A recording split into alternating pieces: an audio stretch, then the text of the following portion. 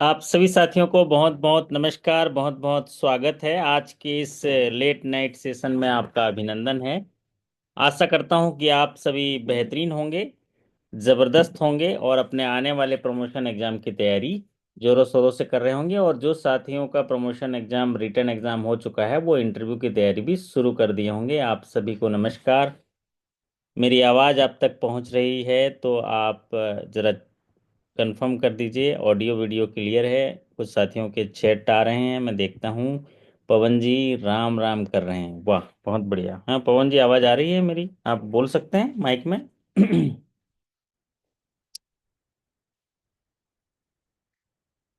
हाँ जी, पवन जी मेरी आवाज़ आप तक पहुँच रही है? हाँ जी सर, हाँ जी सर, आ रही है। वाह। जब उसूलों पे आँच आए तो टकराना जरूरी है, और अगर फिर जिंदा हो तो फिर जिंदा नजर आना भी जरूरी है ना? तो इसलिए कुछ कुछ बोलते चलिए। वाह बहुत बढ़िया पवन जी, राम राम। पवन जी आप पलामू, अच्छा पर्सनल चैट है। अब पराजिता जी नमस्कार। वाह, ये हुई ना बात, एग्जाम हो गया फिर भी रात को जगे हैं और ये एक आदत बनाने की कोशिश कर रहे हैं, क्योंकि यही आदत जो है आपको सफलता के रास्ते ले जाएगा। अगर आप 24 घंटे में 1 घंटा या आधा घंटा अपने पढ़ने के लिए अब या सुनकर सीखने की आदत बना लेते हैं तो आप देखिएगा आपका जीवन धन्य हो जाएगा।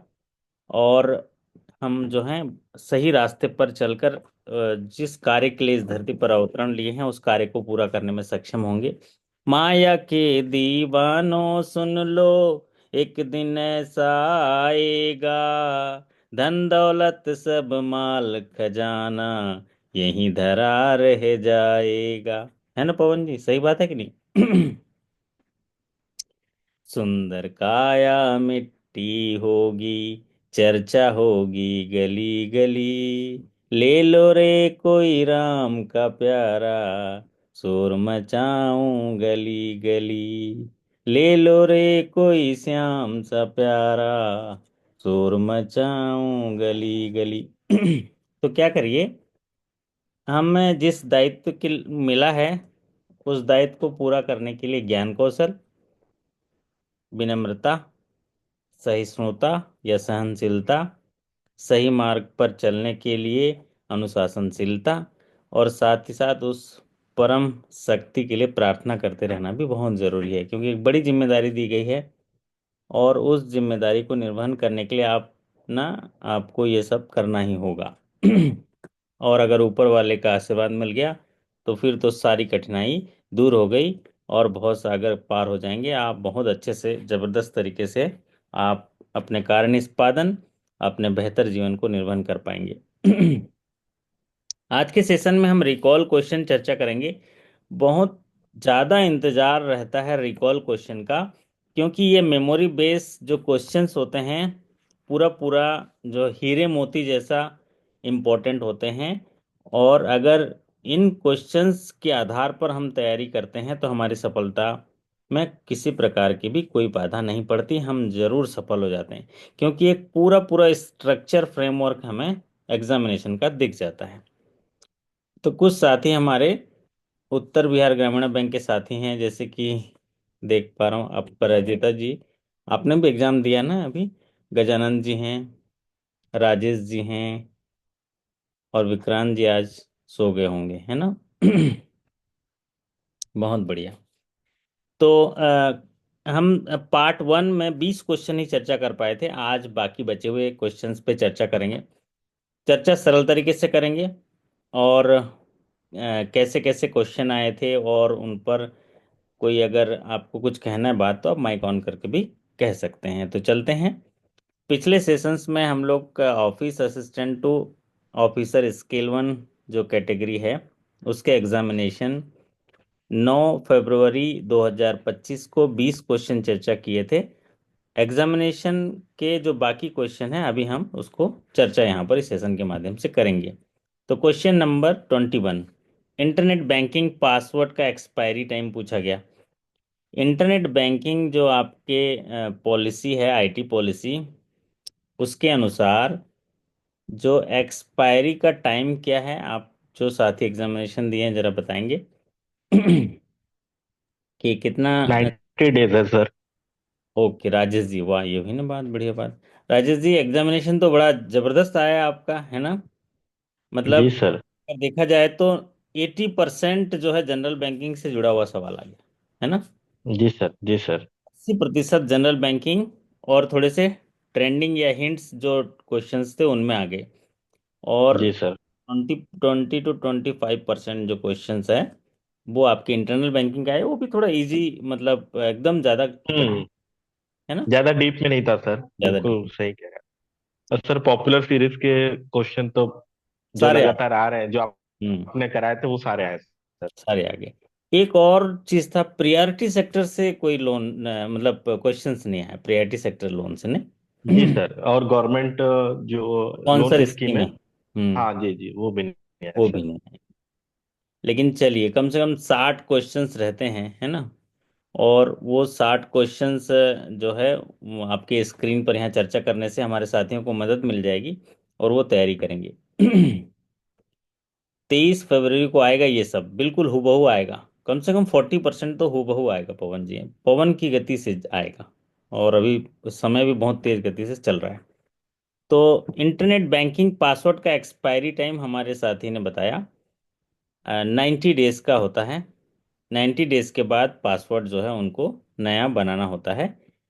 और कई बैंकों में 180 डेज भी होता है, लेकिन यहाँ पर सवाल आया था उत्तर बिहार ग्रामीण बैंक का, तो यहाँ पर 90 डेज में आपका इंटरनेट बैंकिंग का पासवर्ड एक्सपायर हो जाता है।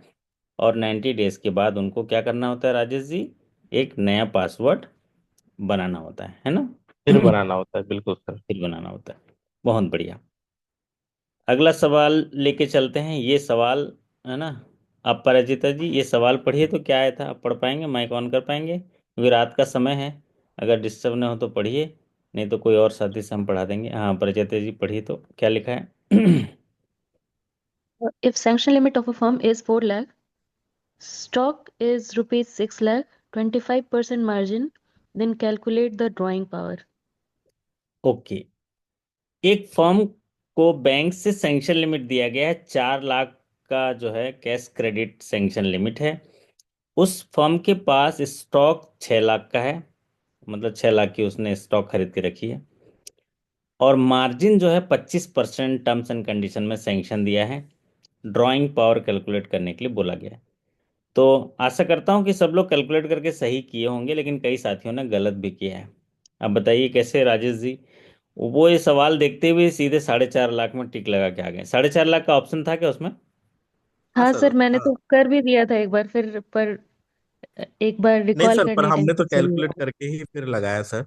हाँ। क्योंकि हर बार पॉपुलर सीरीज में ये होता है कि सैंक्शन लिमिट 5 लाख का होता था, हम्म। स्टॉक 6 लाख का होता था, मार्जिन 25% होता है, तो वो रटा हुआ था कि 4.5 लाख होता है।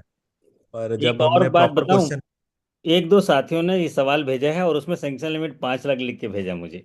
लेकिन मैं 2-3 साथियों से बात किया तो बोले नहीं सर, 5 लाख सैंक्शन लिमिट नहीं आया था, सवाल नहीं चार सर, लाख ही डायरेक्ट सैंक्शन लिमिट आया था, 4 लाख। है ना। तो बिल्कुल सर। अब वो साथी, जो साथी मतलब कुछ साथी क्या है कि ये सवाल देख के इतनी बार आया है, मेरे ख्याल से ये 4 लाख वाला ना 1-2 साल में पहली बार पूछा है ये।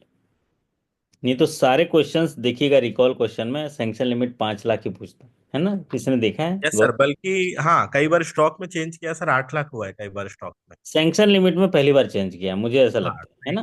सही कह रहे हैं सर, तो सही कह रहे हैं आप। स्टॉक को 6 लाख से 8 लाख कर देता था। एक बार 10 लाख भी स्टॉक कर दिया। लेकिन सैंक्शन लिमिट 5 लाख रखता था, इस बार 5 लाख सैंक्शन लिमिट को कम करके 4 लाख कर दिया। तो इसको फिर आप परिजय जी कैसे किया आपने, पहले 4.5 लाख टिक लगा के आगे चले गए फिर, है ना। तो फिर याद आया, आपकी क्लास में आपने बताया था कि बहुत सारे लोग गलती करते हैं, तो फिर याद आया मैंने भी वही कर दिया। तो फिर उसको करेक्ट किया मैं। तो इसमें क्या होता है, मार्जिन जो है स्टॉक पे होता है, 6 लाख का 25% मार्जिन होगा, तो 6 लाख का 25% मतलब 1.5 लाख हो गया। तो 6 लाख का सामान उस फर्म ने खरीदा है, व्यापारी ने खरीदा है, तो 1.5 लाख रुपया वो खुद का मिलाएगा। 4.5 लाख रुपए सपोज टू बैंक से मांगेगा, लेकिन 4.5 लाख मांग सकता है क्योंकि मार्जिन 25% है। 4.5 लाख बैंक से मांगेगा, लेकिन मांगेगा कब, जब उसको सैंक्शन दिए होंगे तभी तो मांगेगा। जब 4.5 लाख सैंक्शन ही नहीं दिए तो क्या मांगेगा, है ना। बात समझ में आई राजेश जी, तो बताइए। बिल्कुल सर, बिल्कुल सही कह रहे हैं आप। कि 6 लाख का स्टॉक है उसके पास, वो 25% अपना हिस्सा लगाएगा, 25% मतलब 1.5 लाख अपना लगाएगा। अब 4.5 लाख मैक्सिमम बैंक से मांग सकता है, लेकिन 4.5 लाख रुपए कैसे मांग पाएगा इस कंडीशन में, क्योंकि जब हम सैंक्शन ही 4 लाख हुआ है तो फिर नहीं कहाँ चाह से रहा। तो ड्राइंग पावर होगा 4 लाख, मतलब 4 लाख सर? भले ही 4.5 लाख बैंक को मांगे, लेकिन बैंक 4 लाख ही देगी, क्योंकि drawing power can not be greater than sanction limit. और यहाँ पर नोशनल ड्राइंग पावर 4.5 लाख होगा, लेकिन चूंकि हमने उसको 4 लाख सैंक्शन दिया, इसलिए ड्राइंग पावर जो है सैंक्शन लिमिट के ज़्यादा नहीं हो सकता। तो बहुत बढ़िया। मैं आप सब मैक्सिमम साथियों ने सही किया है। कुछ 4-5 साथी ऐसा कह रहे हैं कि सर गलती हो गई, हमने सवाल जो है इतनी स्पीड से देखा कि ये है तो 4.5 लाख टिक लगा के, एक्चुअल में 4.5 लाख का ऑप्शन को उसको तो नहीं रखना था ना। कई साथियों का गलती हो गया है, 4.5 लाख में सब टिक लगा दी, क्योंकि मैक्सिमम टाइम 4.5 लाख आया है। अगला सवाल, what is the current cash reserve rate, reserve ratio क्या आया था, आपने क्या टिक किया था इसमें बताइए हमारे साथी। जो सीआरआर के बारे में पूछा था इसमें और क्या लिखा राजेश जी आपने? 4% है। 4% लिखा है ना? तो जो सीआरआर होता है, एक्चुअल में एक परसेंटेज होता है बैंक के डिपॉजिट्स का, जो कि बैंकों को भारतीय रिजर्व बैंक के पास रिजर्व के रूप में, कैश के रूप में रखना होता है। ये मॉनेटरी पॉलिसी का एक टूल है, जिसे आरबीआई मनी सप्लाई के लिए कंट्रोल करता है। अगर इकोनॉमी को चलाना है तो वो उसको कंट्रोल करने के लिए कुछ टूल्स अपनाता है, और इसके लिए आरबीआई की मॉनेटरी पॉलिसी होती है। और ये मॉनेटरी पॉलिसी जो है हर 2 महीने में बैठक करती है। बैठक करने के बाद ये कुछ रेट्स डिसाइड करते हैं, जिसमें रिजर्व रेट्स हैं सीआरआर, कैश रिजर्व रेशियो। जो भी बैंक हैं अपने net demand and time liability का कुछ हिस्सा, वो बोलते हैं कि आप जो जमा ले रहे हो, डिपॉजिट ले रहे हैं, जो net demand and time liability NDTL, उसका कुछ हिस्सा कैश के रूप में रिजर्व बैंक के पास रख दीजिए। उसको क्या बोलेंगे राजेश जी? उसको बोलते हैं cash reserve ratio. Cash reserve? ये जो कैश रिजर्व रेशियो है, अगर ये हायर होगा, ज़्यादा होगा, तो क्या प्रभाव डालेगा सिस्टम पे? अगर कैश रिजर्व रेशियो ज़्यादा हो जाएगा तो बैंकों को ज़्यादा पैसा रखना पड़ेगा, मतलब मार्केट में पैसा कम जाएगा, लिक्विडिटी जो है कम होगा। तो क्या होगा? अगर सीआरआर कम होगा, मतलब बैंकों को, रिजर्व बैंक के पास कम पैसे रखना है, तो बैंक तो क्या करते हैं, बैंकों का काम तो पैसे बांटना है, तो पब्लिक में बांट देंगे, तो लिक्विडिटी इंक्रीज होगा। और लिक्विडिटी इंक्रीज होने का मतलब है क्रेडिट ग्रोथ बढ़ेगा, इकोनॉमी बूस्ट होगा। तो ये इनके पास एक ना कंट्रोल होता है, ये टूल है। बात क्लियर समझ में आ गई? तो अभी उन्होंने क्या किया है, अपराजिता जी बताइए तो। अभी मॉनेटरी पॉलिसी में इन्होंने क्या किया है? करंट सर जो है रेपो रेट। उसको कम कर दिया है। पहले 4.5 था ना, तो 4.5 जी सर। था, तो अभी 4% कर दिया। तो अब क्या होगा? मार्केट में लिक्विडिटी बढ़ेगी, क्योंकि बैंक उसको जो है क्रेडिट में लगाएगा, और क्रेडिट ग्रोथ होगा, इकोनॉमी बूस्ट होगा। चलिए अगला सवाल देखते हैं। What is the periodicity of audit for low risk rated branch? ये लो रिस्क रेटेड ब्रांच अगर है आपकी, तो ऑडिटर कितने दिन में आ जाएंगे राजेश जी? ये सवाल सर पूछा 12 है। से 15 महीने में। तो आपका क्या है कि लो रिस्क ब्रांच, मतलब जब भी ऑडिटर आते हैं तो उनको कुछ रिस्क कैटेगरी में क्या करते हैं, उसको स्कोरिंग करते हैं, रेटिंग करते हैं। और जब जी रेटिंग जी करते सर। हैं, तो रेटिंग करने के बाद क्या क्या रिस्क रखते हैं राजेश जी, याद आ रहा है आपको? हम्म, लो रिस्क रखते हैं, मीडियम रिस्क रखते हैं, हाई रिस्क जी रखते सर, हाई रिस्क रखते हैं या हैं। अभी वेरी हम, हाई रिस्क। हाँ, आपके बैंक में टोटल कितनी ब्रांचेस हैं बताइए आप? 1027 27। ब्रांचेस है सर। तो 1027 में ज़्यादातर ब्रांचेस जो हैं वो मीडियम रिस्क में है, एक मीडियम हजार रिस्क दस की है सर। ब्रांचेस मीडियम रिस्क में है, 12 ब्रांचेस लो रिस्क में है, और 5 ब्रांचेस हाई रिस्क में हाई है ना। रिस्क में सर। वैसे लो रिस्क ज्यादा होना चाहिए ना, आप बताओ। लो जी रिस्क सर। ज्यादा होना चाहिए। मीडियम रिस्क मतलब वो लो रिस्क से ऊपर है वो, है ना। हम्म। तो इनमें क्या होता है कि जब लो रिस्क ब्रांचेस जो 12 हैं, वो तो फिर उनमें जो ऑडिटर की फ्रीक्वेंसी है, लो रिस्क का मतलब हाईली सेफ्टी मानते हैं उसको ना। लो रिस्क जो ब्रांचेस हैं उनको हाईली सेफ्टी ब्रांचेस हैं, क्योंकि उनमें ज़्यादा खतरा नहीं है। और अगर कोई ब्रांच लो रिस्क है, मतलब ऑडिट रेटिंग में उसको 80% से ज़्यादा नंबर मिला है, 80% मतलब 1000 नंबर है तो 800 नंबर से ज़्यादा मिला है तो लो रिस्क ब्रांचेस है। अगर 60% से ज़्यादा 80% है तो मीडियम रिस्क से है, 60% से कम मिला है तो हाई रिस्क ब्रांचेस है। मतलब 1000 में से वो 600 से कम पा रहा है, मतलब उसमें हाई रिस्क है। अगर आपकी ब्रांचेस जो है लो रिस्क में है तो 12 से 15 महीना में ऑडिटर आएगा, मीडियम रिस्क ब्रांच में है तो 12 महीना में आएगा, और हाई रिस्क में है तो कितने में आएगा। आप बताइए राजेश जी, हाई रिस्क में है तो कितने में आएगा। 6 महीने में। 6 महीने में आएगा। हाई रिस्क है तो 6 महीने में 6 महीने। आपके यहाँ ऑडिटर आ जाएगा। और दूसरा, अगर न्यूली ओपन्ड ब्रांच है तो वो भी 6 महीने में सर। 6 महीने में आ जाएगा। वेरी हाई रिस्क ब्रांच है तो सर वो भी 6 महीने में ही। 6 महीने में आ जाएगा। अगर ऐसी कोई ब्रांच है जहाँ पर क्रेडिट का ग्रोथ बहुत ज़्यादा हो गया, तो 1 साल में सर, 25 करोड़ से ऊपर अगर हाँ, एडवांस। 1 साल में आ जाएगा, है ना। 1 साल। जी तो सर। मैनेजमेंट ऑडिट आपके ब्रांच रीजनल ऑफिस का, एचओ का कितने साल में होता है दो मैनेजमेंट। साल में सर, लो और मीडियम रिस्क का जो आरओ रहेगा उनका हम्म 2 साल में होना है, और हाई रिस्क का 1 साल में होना है। हाई रिस्क में तो 1 साल होगा।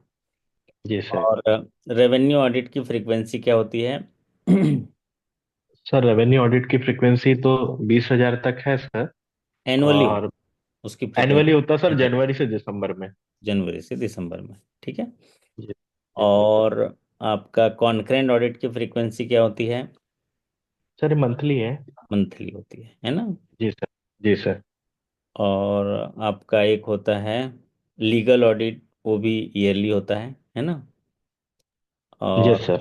आपका जो इंस्पेक्शंस ऑफ हेड ऑफिस होता है वो 2 इयर्स होता है। Yes sir. Stock stock audit की जो फ्रीक्वेंसी होती है, उसके लिए स्टॉक ऑडिट का क्या क्राइटेरिया है। सर 5 करोड़ के ऊपर है। हम्म 5 करोड़ एबोव रहेगा हम्म तब स्टॉक ऑडिट होता है। ठीक है, 5 करोड़ से ऊपर होता है तब स्टॉक ऑडिट करना होता है ना। ये जी उसका सर। कंप्लायंस ऑडिट के लिए क्या क्राइटेरिया है। Compliance audit.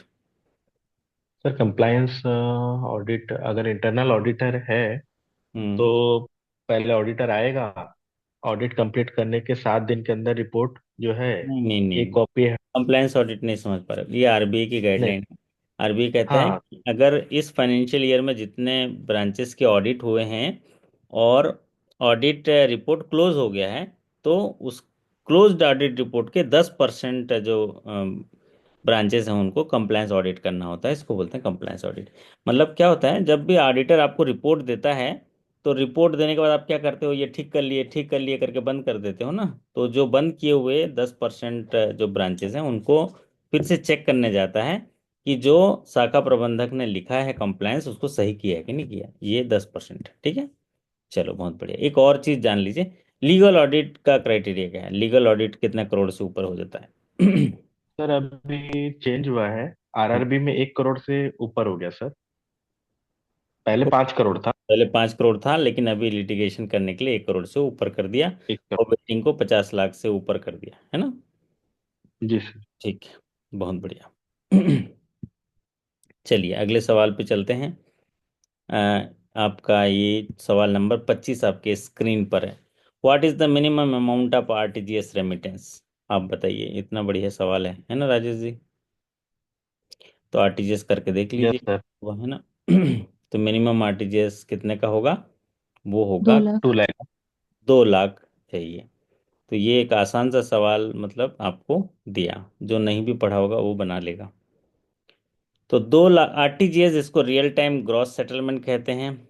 और इसका मतलब साइमल्टेनियसली जो है सेटलमेंट होता है, एक अकाउंट डेबिट होता है एक अकाउंट क्रेडिट होता है, उसको रियल टाइम ग्रॉस सेटलमेंट कहते हैं। ये भी जो क्रेडिट है ये 2 घंटे में हो जाना चाहिए, अगर नहीं है तो फिर आपको उसकी कंपनसेशन पेनल्टी पे करनी होती है। और आरटीजीएस का जो मिनिमम अमाउंट होता है वो 2 लाख होता है। और इसका जो कमीशन कितना होता है, कोई साथी बता देंगे कमीशन आरटीजीएस का? 25 रुपये। सर 2 लाख से 5 लाख के बीच में 25 रुपये प्लस जीएसटी है। पाँच और लाख से 5 लाख ऊपर? से ऊपर फिर 50 रुपये प्लस जीएसटी सर। ठीक है, ये भी पूछता है दोनों चीजें, 5 लाख वाला 2 लाख वाला, ठीक है। चलिए अगला सवाल आपकी स्क्रीन पर। If losses arises due to system process and failure then the risk is called as which type of risk? अगर कोई बैंक को नुकसान होता है, अगर कोई सिस्टम फेल्योर हो जाता है या प्रोसेस फेल्योर हो जाता है, पीपुल के द्वारा गलती हो जाती है और उसकी वजह से बैंक को कोई नुकसान होता है, तो इस तरह के रिस्क को किस रिस्क कैटेगरी में उसको रखते हैं? मार्केट रिस्क, क्रेडिट रिस्क, की ऑपरेशनल रिस्क, की कौन सा रिस्क में रखेंगे? क्या आया था इसमें sir option? Operational risk sir यही आया था, क्रेडिट है, ऑपरेशनल है। हम्म। एक और ऑपरेशनल कुछ दिया होगा, है ना? हाँ और कुछ और कंट्री ऐसे रिस्क दिया मार्केट होगा, रिस्क था, मार्केट रिस्क था सर। कंट्री रिस्क दिया होगा, सोवरेन रिस्क कुछ कुछ दिया होगा, है ना? जी। चलिए बहुत बढ़िया। अगला सवाल आपकी स्क्रीन पर देखिए। Who is the sponsor bank of Uttar Bihar Gramin bank? अच्छा, ये भी पूछ रहा है, पूछने वाला सवाल था, बताइए। हैं? काहे पूछा अपराजिता जी, सबको पास करना है क्या? हम्म। ऐसे सवाल है तो पहली बार पूछा ऐसे करके, है ना? Who is the sponsor bank of Uttar Bihar Gramin bank, काहे पूछा? राजेश जी बताइए काहे पूछा? हो सकता है चेंज हो जाए इसलिए या पूछ चेंज होने लिया। वाला सर इसलिए। है ना? तो कई लोगों ने गलती भी कर हो दी। सकता है सर पीएनबी होने वाला है, इसलिए आखिरी बार है। हाँ, पीएनबी लिख दिया कि कोई बैंक ऑफ इंडिया लिख दिए, ऐसे लेना इसलिए पूछा गया। तो कौन सा है आप बताइए, कौन सा बैंक है आपका? Central bank of India sir. Central bank of India, okay. Sponsor bank central bank of India है।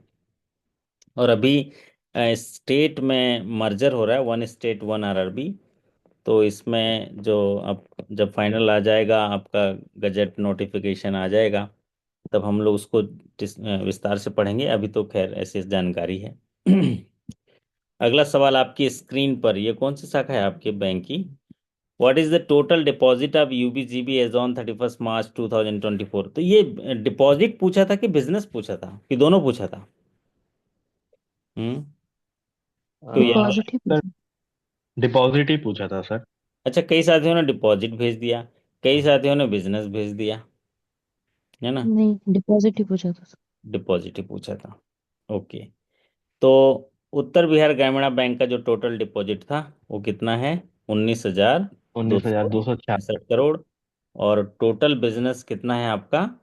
तैंतीस सर। हजार हाँ। लेकिन इसमें ऑप्शन में जो था ना, वो हाँ। था पहले टोटल बिजनेस तैंतीस अच्छा, हजार एक सौ चौहत्तर करोड़ फिर टोटल 35,114। डिपॉजिट फिर तो टोटल वही तो एडवांस। कई लोगों ने ना, कई लोगों ने उसको टिक लगा के आ गए हैं, 33,174 करोड़। जी सर यस सर यही लग रहा है। तो 33,100, ये जो है ना, 174 करोड़ को टिक लगा के आ गए हैं, क्योंकि टोटल बिजनेस था ना 19,000 करोड़ का आपका। ये डिपॉजिट है। पहला ऑप्शन वही था सर। 14,000 करोड़ का आपका एडवांसेस है ना? तो उसको टिक लगा के कई साथी आ गए हैं। चलिए कोई बात नहीं। और ये शाखा आप ही के बैंक का है क्या, जो लिखा हुआ स्क्रीन पर है? जी sir. Okay. What is the net profit of UBGB as on 31 March 2024? Net profit UBGB का कितना है 31 मार्च 2024 को? 90.90 करोड़। 90। क्या फिगर एकदम सेट किए हो राजेश जी? हैं 9090। जी तो इस बार शतक से ऊपर जाना होगा, है ना? नाइन्टी बिल्कुल बिल्कुल। 90 करोड़ आपका नेट प्रॉफिट है और ये बिजनेस फिगर से काफी सवाल पूछ लिया आपका ना, एक तो दो तीन सवाल पहले इस वाले सेशंस में भी हमने देखा।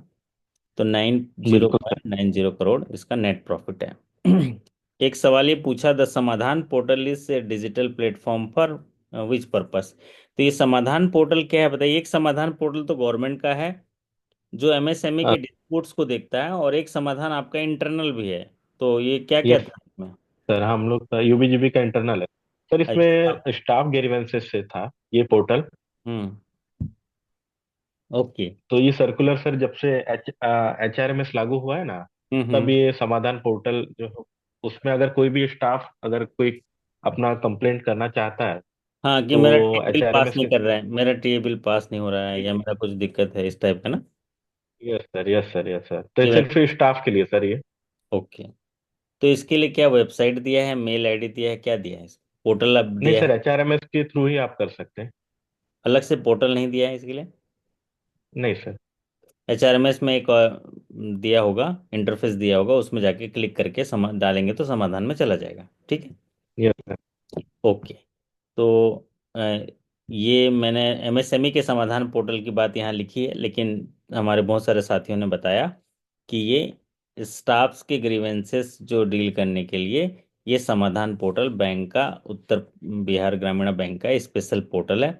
हालांकि एक समाधान पोर्टल जिसके बारे में यहाँ पर मैं आंसर लिखा हूँ वो MSME, ministry of labour and employment ने लॉन्च किया है, जो इंडस्ट्रियल डिस्प्यूट्स होते हैं, क्लेम्स होते हैं, ग्रीवेंसेस होते हैं, उसको करता है। बट यहाँ पर ये उत्तर युक्ति संगत नहीं है जो स्क्रीन पर दिख रहा है। उत्तर वही है जो आप लोगों ने बताया कि स्टाफ ग्रीवेंसेस को डील करने के लिए समाधान का एक मेनू दिया है आपके एचआरएमएस में। अगला सवाल आपकी लेकिन स्क्रीन पर लेकिन सर देखिए। हम्म। लेकिन सर इसमें एमएसएमई का भी दिया था ऑप्शन में। एमएसएमई का भी था? एमएसएमई के ऑप्शन लिए में था सर लास्ट। ऑप्शन में था?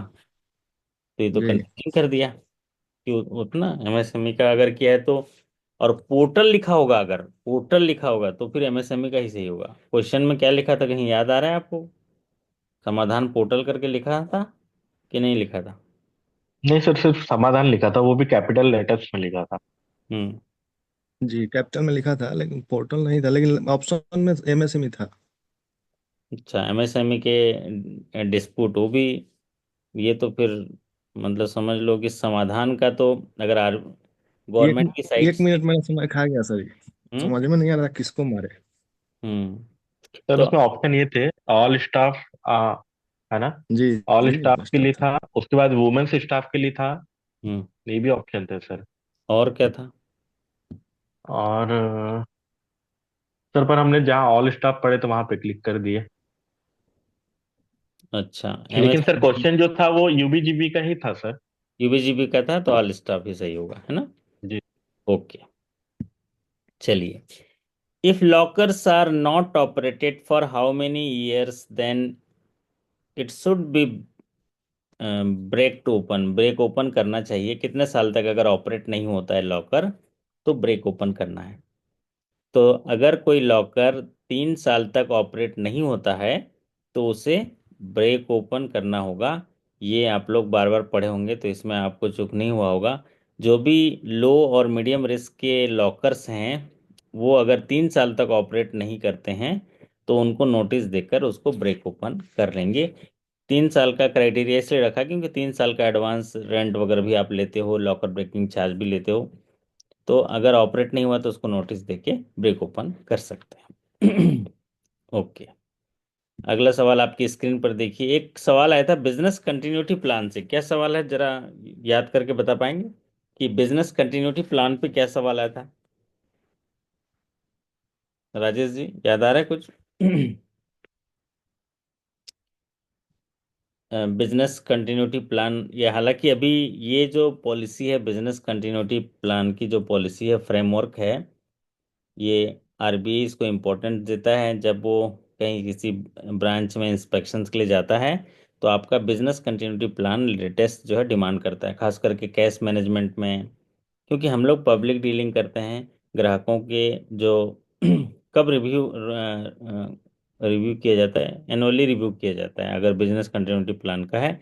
लेकिन जो बिजनेस कंटिन्यूटी प्लान के अंदर जो उसका मॉक ड्रिल होता है वो हाफ ईयरली किया जाता है, वो हाफ ईयरली। लेकिन अगर रिव्यू बोलेंगे तो वो ईयरली होगा। मॉक ड्रिल क्या होता है कि आप मतलब जितने भी अगर कोई दुर्घटना घटना होता है तो उस समय आप कितनी देर में आपके जो बिजनेस है उसको रन कर लेते हो, कस्टमर सर्विस को स्टार्ट कर देते हो, ये जो है बिजनेस कंटिन्यूटी प्लान में आता है। अगला सवाल आपकी स्क्रीन पर देखिए, safe custody is govern under which act. ये एकदम सीधा सवाल पूछा था कि सेफ कस्टडी जो सर्विस देते हैं बैंक, वो कौन से एक्ट के तहत गवर्न होता है। तो बैंक में हम लोग क्या करते हैं, ज़्यादातर जो है बैंकिंग रेगुलेशन एक्ट का पालन करते हैं, बैंकिंग रेगुलेशन एक्ट 1949। फिर उसके बाद जो आरबीआई एक्ट होता है, एनआई एक्ट होता है। लेकिन जो लॉकर हम करते हैं, locker services, safe deposit locker, वो होता है ट्रांसफर ऑफ प्रॉपर्टी एक्ट के तहत गवर्न होता है। और जो सेफ कस्टडी जो होता है वो इंडियन कॉन्ट्रैक्ट एक्ट के तहत गवर्न होता है। तो इसको आप लोग सही किए होंगे और इसको सही उत्तर दिए होंगे। तो सेफ कस्टडी जो होगा इंडियन कॉन्ट्रैक्ट एक्ट के तहत गवर्न होगा, और डिपॉजिट में जो लॉकर है वो होगा ट्रांसफर ऑफ प्रॉपर्टी एक्ट।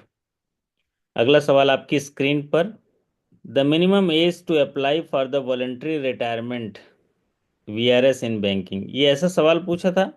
ये तो कंफ्यूजन है कि कंपनसेट ग्राउंड वाला पूछा था कि दोनों पूछा था, क्योंकि साथियों ने नहीं सर, दोनों सवाल मेडिकल, पूछे हैं जी। मेडिकल से रिलेटेड था सर।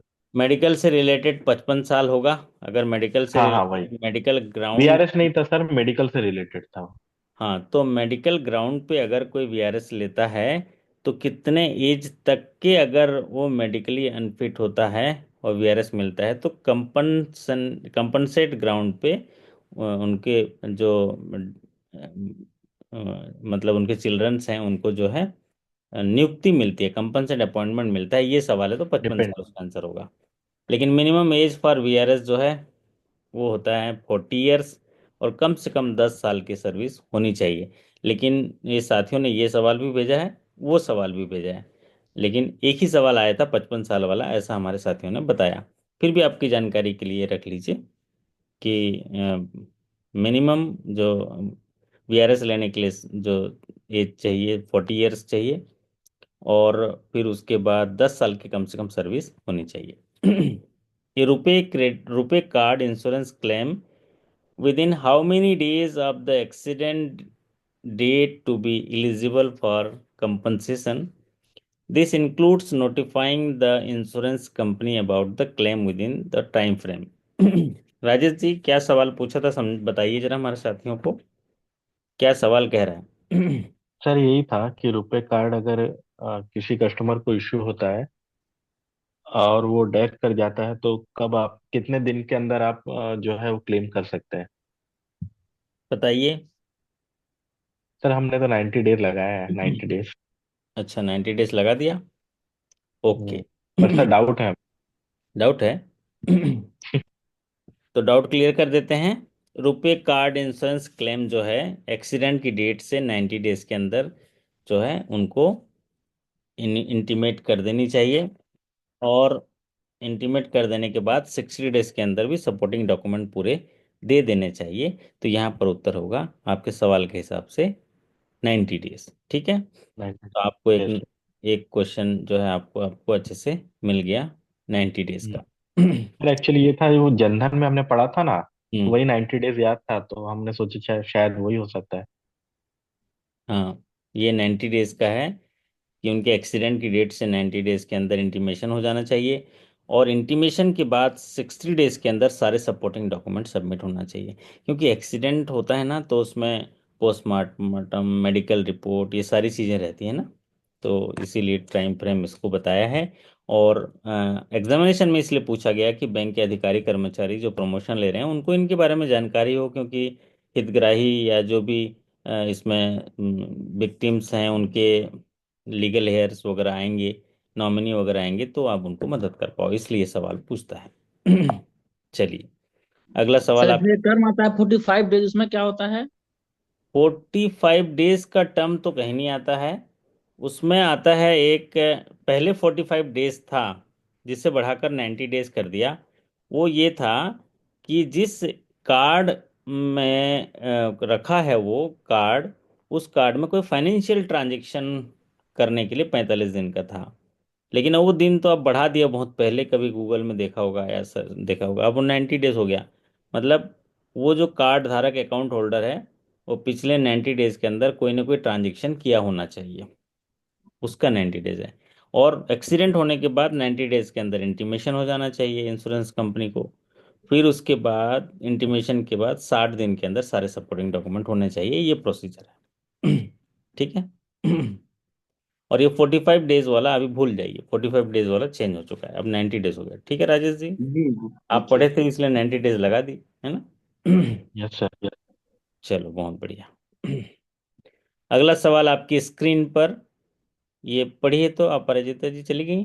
अच्छा, क्या लिखा है ये, परिचिता जी पढ़िए जरा। हाँ राजेश जी आप पढ़ दीजिए। ये वही सवाल है जो हम लोग जी सर। डिस्कस कर रहे थे, ये हाँ वही। हाँ, यही वाला था question sir. Compassionate appointment may be considered for a widow, son, daughter, or near relative of a DDA servant, और DDA servant ने बैंक सर्वेंट ही है समझ लो, वो retired on medical ground before age how many years. तो 55 साल से पहले मेडिकली ग्राउंड पे कोई अनफिट होता है, रिटायरमेंट ले लेता है, तो उनके सन, डॉटर और विडो को कंपनसनेट ग्राउंड पे अपॉइंटमेंट कंसीडर किया जा सकता है। तो जो कंपनसनेट ग्राउंड पे जो अपॉइंटमेंट रखे जाते हैं, उनके लिए क्या एज क्राइटेरिया दिया है, 55 साल।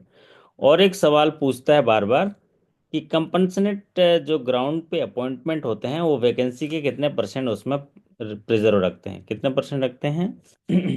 5% सर। 5% रखते हैं, बहुत बढ़िया। चलिए अगले सवाल पे चर्चा करते हैं, ये cheque collection without grid location. अच्छा, ये पूछा कि जहां पर ग्रिड लोकेशन नहीं है, या क्या बोलते हैं सीटीएस क्लियरिंग नहीं है, और रूरल एरिया में है, अदर एरिया में है, तो चेक कलेक्शन कितने समय में हो जाना चाहिए, कितने समय में हो जाना चाहिए पवन जी, कितने समय में हो जाना चाहिए। 14 दिन तो मारे हैं सर। 14 दिन मारे हो, वाह कमाल का मारे हो। तो सही है 14 दिन, है ना, भले यहाँ उत्तर नहीं दिख रहा है, लेकिन 14 डेज सही है, 14 डेज सही है आपका ना। तो सही मारे हैं उज्जवल जी, है ना। The sale notice period under the SARFAESI act is how many days before the sale date. SARFAESI action में एक तो होता है आपका 13 टू डिमांड नोटिस, जो 60 डेज का आठ होता दिन का। है ना। Yes sir. डिमांड नोटिस होता है 60 डेज में, कि 60 डेज के अंदर आप दे दो, नहीं तो हम पोजीशन ले लेंगे। पोजीशन लेने के 7 दिनों के अंदर न्यूज़पेपर में उसको पब्लिश करते हैं। फिर उसके बाद रिजर्व प्राइस फिक्स करते हैं, और रिजर्व प्राइस फिक्स करने के बाद ऑक्शन वगैरह करते हैं। लेकिन बेचने से पहले, ऑक्शन करने से पहले कितने दिन का नोटिस उसको देना देना है, ये बात कही गई है। तो कितना दिए 30 डेज। हैं। 30 डेज सर। घर घर भी अच्छा है देखो, पीछे का घर का अच्छा है ना, कीमत अच्छा आएगा सर। कीमत अच्छा आएगा। मतलब ये दिखाने का मतलब ये था कि ऐसा ऐसा घर मिले तो उसको लोन दे दिया करे, क्योंकि इसका मार्केटेबल बहुत होगा ना, ना कोई भी खरीद लेगा इसको, है ना। तो हमको ये जो है 30 डेज पहले नोटिस देना है, सेल नोटिस। ये पॉपुलर सीरीज का सवाल है। If the delay in reporting in case of unauthorized transaction is beyond 7 working days, the customer liability shall be determined of how many as determined as, क्या बोला गया है, अगर कोई अनऑथराइज डिजिटल ट्रांजैक्शन होता है और ग्राहक जो है 7 दिनों से ज़्यादा का डिले करता है बैंक को बताने में, तो ग्राहक की लाइबिलिटी कितनी होगी, कितनी होगी पवन कुमार जी। मैक्सिमम मैक्सिमम होगी, 100%। 100% होगी, बहुत बढ़िया। और 109% होगा बोलते हैं हमारे कुमार जी, ये नहीं भी। सर, 100%। 100%। ठीक बोल रहे सर हैं वो। क्वेश्चन में 100% आया था और ऑप्शन में डेज दिया हुआ था। नहीं, वो 109% ठीक बोल रहे हैं, आप समझते नहीं। पुलिस के इतने चक्कर लगाया होगा तो 9-10% तो और हो गया होगा ना, FIR करने में, फिर बैंक में आने में, फिर बहुत टेंशन में, इतनी जगह क्या ही बोले। मैं तो खुद डील करता हूँ ना, मैं जानता हूँ उनको। तो इसके लिए ना, ये कस्टमर का एक लिमिटेड लाइबिलिटी पॉलिसी है। तो बार बार आप पढ़े हैं तो आप लोग को याद होगा कि अगर किसी भी ग्राहक के साथ अनएथराइज डिजिटल ट्रांजैक्शन होता है तो 3 कैटेगरी होते हैं। एक होता है कस्टमर की जीरो लाइबिलिटी। तो अगर 3 दिनों के अंदर ग्राहक बता देता है तो कस्टमर की जीरो लाइबिलिटी। 4 दिन से 7 दिन के अंदर कस्टमर बताता है तो लिमिटेड लिमिटेड लाइबिलिटी है। लाइबिलिटी।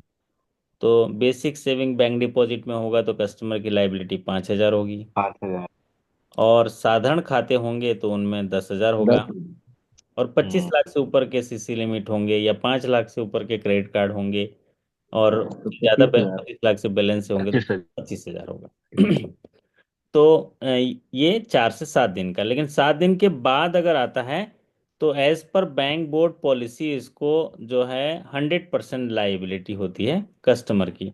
तो ऑप्शन में 100% था कि क्या था वो ऑप्शन में? सर क्वेश्चन में 100% था, ऑप्शन में डेज दिए हुए थे। अच्छा, क्वेश्चन में 100% मतलब ये था कि 100% कस्टमर की लाइबिलिटी लाइबिलिटी कब होगी, कितने दिन में होगी? अगर अनथराइज डिजिटल ट्रांजैक्शन की रिपोर्टिंग ग्राहक कितने दिनों में सूचित करता है तो ऑप्शन में था कि 7 दिनों के बाद करता है ना, ऐसा ही था। Yes sir, above 7 days. चलो बहुत बढ़िया। तो इसमें भी कई लोगों ने गलती कर दिया है ना। उन साथियों ने, कई लोगों ने 3 दिन लगा दिया है। थ्री थ्री डेज भी था ना उसमें, अब तो यस सर, है थ्री ना। हाँ, थ्री डेज था, 4 डेज था, 7 डेज था अबव। हाँ, तो रितेश था। 3 डेज में भी टिक लगा दिया है उन्होंने, क्योंकि वो देख नहीं पाए 100% लाइबिलिटी बैंक की कह रहा है कि कस्टमर की कह रहा है। तो वो 3 डेज भी लगा दिया है। 2-3 साथियों का ऐसा मैसेज आया। अगला सवाल आपकी स्क्रीन पर। What is the total business figure of UVGB as on 31 March? कुछ साथियों ने ये सवाल भेजा है हुबहू, लेकिन ज्यादातर साथियों ने कहा ये सवाल नहीं आया था। तो सवाल आया था डिपॉजिट का। बराबर है, आप लोग सहमत हैं? जी सर, बिल्कुल सर। बिजनेस में। हाँ, तो वो बिजनेस फिगर नहीं पूछा था, वो शायद उन साथियों ने भेज दिया जिन्होंने गलती से इसको टिक लगा दिया हो। ये भी हो सकता है, जी सर, ऐसा मान लें। क्योंकि डिपॉजिट वाले में पहला फिगर यही था सर। यही था। तो कुछ साथियों ने लगा दिया होगा और फिर सवाल हमें भेजा है। कोई बात नहीं, आपके होने से ये बात है। हालांकि ज़्यादातर साथियों ने कहा कि सर डिपॉजिट का ही आया था, तो इसको हम लोग स्किप कर देते हैं। अगला सवाल। विच of the following is not defined in an I act 1881? निम्नलिखित में से कौन सा ऑप्शन है जिसकी व्याख्या नहीं की गई है? General crossing, special crossing, not negotiable, account पे। इनमें से कौन सा है राजेश जी जिसकी व्याख्या जो है NI एक्ट में नहीं की गई है? अकाउंट पे ही सर। अकाउंट अकाउंट पे पे। ही सर। तो अकाउंट पे की व्याख्या कहाँ की गई है? सर अकाउंट, एनआई एक्ट में डिफाइन नहीं किया गया है। हाँ, बोलचाल की भाषा है ये। अकाउंट हाँ पे बोल। बोल। बोलचाल की भाषा है। इसकी कोई NI एक्ट में विशेष व्याख्या मतलब कोई व्याख्या नहीं की गई है। जनरल क्रॉसिंग सबसे ज्यादा पूछता है। पूरे साल में जितने एग्जाम होते हैं उतने एग्जाम में पूछा है, आपके यहाँ नहीं पूछा है जनरल क्रॉसिंग, है ना। स्पेशल क्रॉसिंग कहीं कहीं पूछता है। नॉट निगोशिएबल भी मैक्सिमम एग्जाम में पूछता है। अकाउंट पे की व्याख्या NI एक्ट में नहीं है, तो आंसर होगा आपका अकाउंट पे। तो एग्जामिनेशन तो बहुत जबरदस्त गया, सभी लोग तो 40-40 नंबर पा जाएंगे राजेश जी हैं। फिर तो यस सर। सब सब लोग पास हो जाओगे तो वहीं आना पड़ेगा आपको, हैं, बिहार आएंगे, अपना पटना आएंगे हम। कुंभ, बिल्कुल बिल्कुल सर। छोटा कुंभ लगा बना लेंगे उधर, है ना। गंगा नदी, जो गंगा नदी का पुल है ना आपका, वो जी सर। पटना में हाँ, जो गांधी सेतु में। है, कौन सा ब्रिज बोलते हैं उसको, ब्रिज बताइए। गांधी सेतु सर, गांधी सेतु। गांधी सेतु। तो वो भी गंगा नदी है ना, जी ये, सर, जी सर। है ना। तो वही मुलाकात गंगा करेंगे। नदी। हम्म, ठीक है। ओके। और पुल बड़ा बन गया, अभी पूरा हो गया? हाँ सर, बन गया। ओके ओके, टू चलिए। वे ट्रैफिक चालू है। 2 वे ट्रैफिक चालू है। मैं गया था तो 1 वे था उसमें।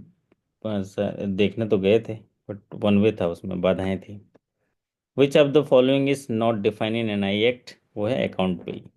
हम्म In case of agriculture loan, a loan granted for short-term duration is treated as NPA if the installment of the principal or interest thereon remain overdue for how many crop season। अगर कोई agriculture short term duration crop loan के लिए दिया गया है,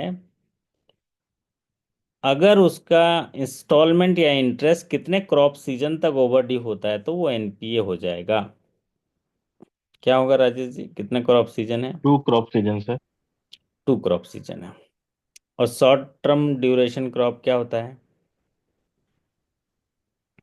short term. Short term क्या होता है, लॉन्ग टर्म क्या होता है? सर क्या? लॉन्ग टर्म तो जिसमें 1 क्रॉप सीजन होता है, हाँ, अगर ओवरड्यू रहेगा तब वो एनपी हो जाएगा।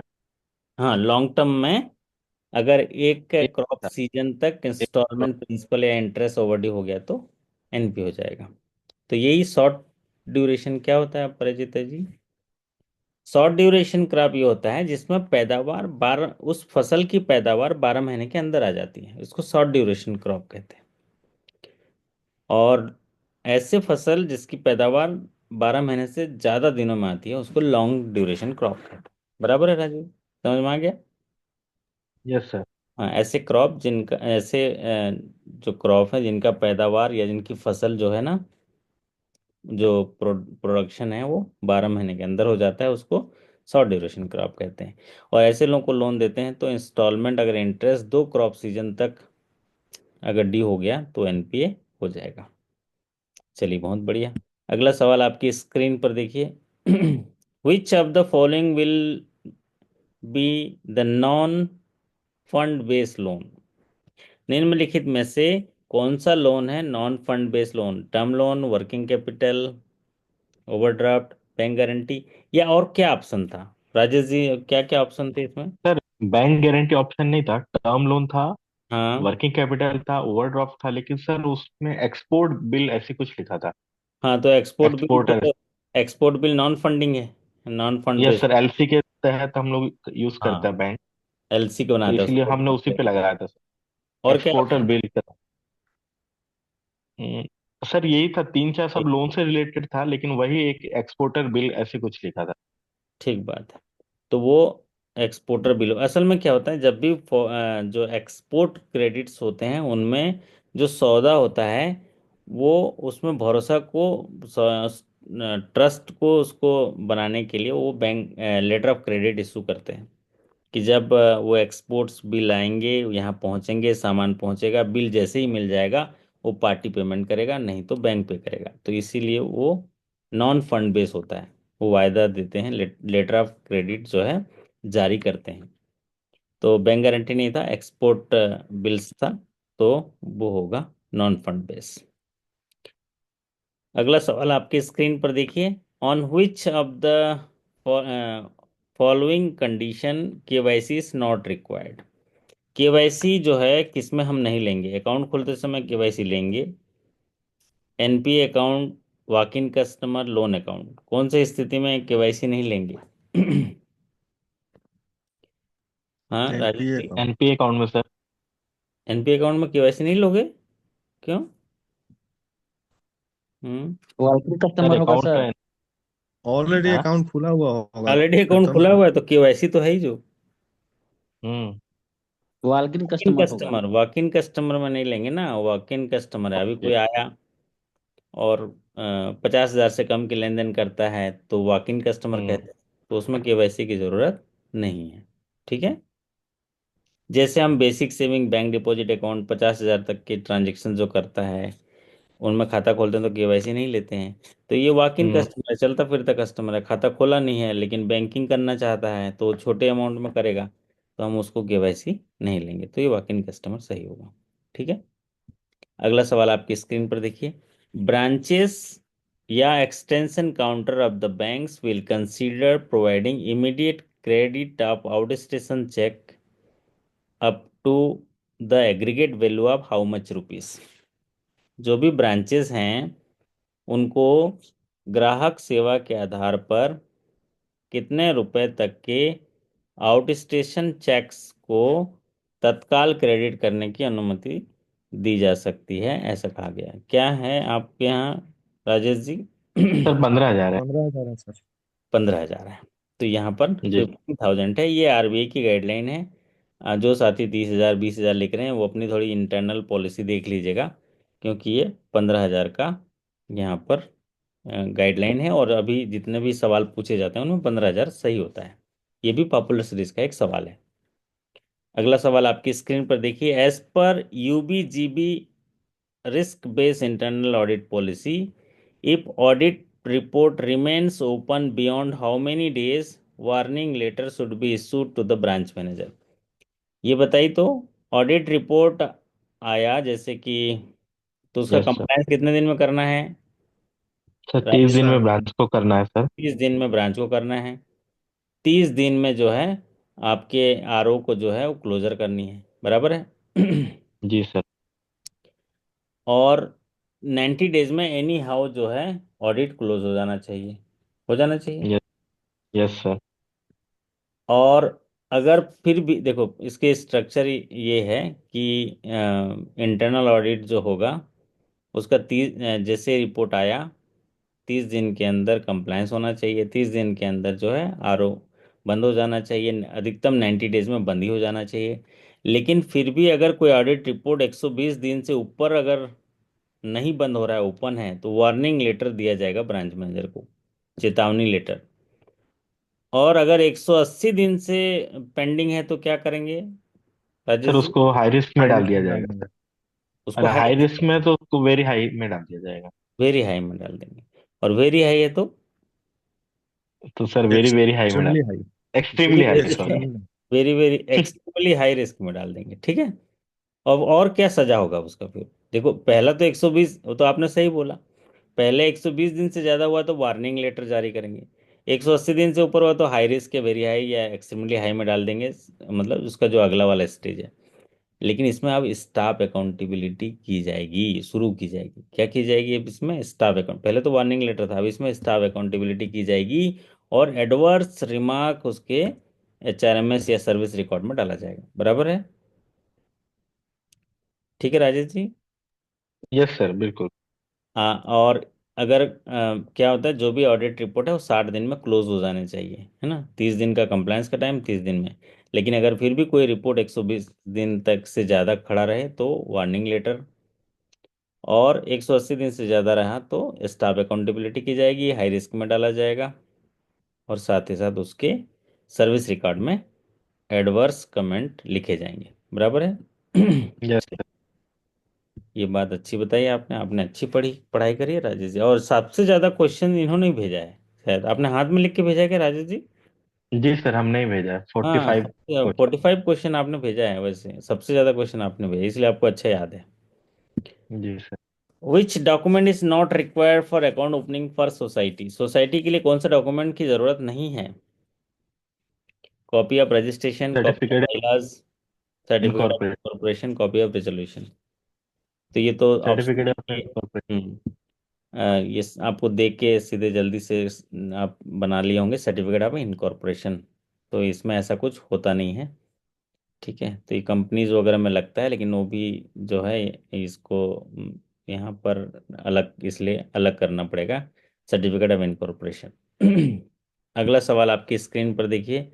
The availability and equality of opportunities to access financial services in rural area is called as. ग्रामीण क्षेत्रों में बैंकिंग की सुविधा सभी लोगों को पहुंचाने के लिए समान तरीके से, सरल तरीके से, अफोर्डेबल प्राइस में उनको सारी सुविधाएं प्रदान की जाती है। इस अभियान को क्या कहते हैं? क्या कहते हैं राजेश जी, इस अभियान को क्या कहते हैं? Sir financial financial inclusion. Inclusion. Financial inclusion. तो ऐसे खेत को पार करके जाते होंगे ग्राहक के पास आप, तो है ना, खेत के क्रॉस करके, अगर रूरल एरिया में पोस्टिंग होगी तो, या आपका यस सर। बीसी जाता होगा, या गांव में बीसी बैठता होगा, तो गांव वाले आते होंगे, उनसे बैंकिंग सुविधाएं लेते होंगे, और आप भी वीकली बेसिस पर बीसी को जांच करने के लिए जाते होंगे, चेक करने के लिए, और गांव के सुख दुख को सुनते होंगे, और उनको जो है बैंकिंग योजनाओं के बारे में आप लोग बताते होंगे। अभी आरबीआई ने जो है बहुत सारे फाइनेंशियल लिटरेसी कैंप भी लगाए कि आप लोग क्लस्टर में जाके गांव गांव में नाटक के माध्यम से, या क्या बोलते हैं उसको, और क्या क्या गांव में। मैजिक सर, हाँ जी, मैजिक। मैजिक मेरे मैजिक। बैंक में मैजिक दिखाया गया।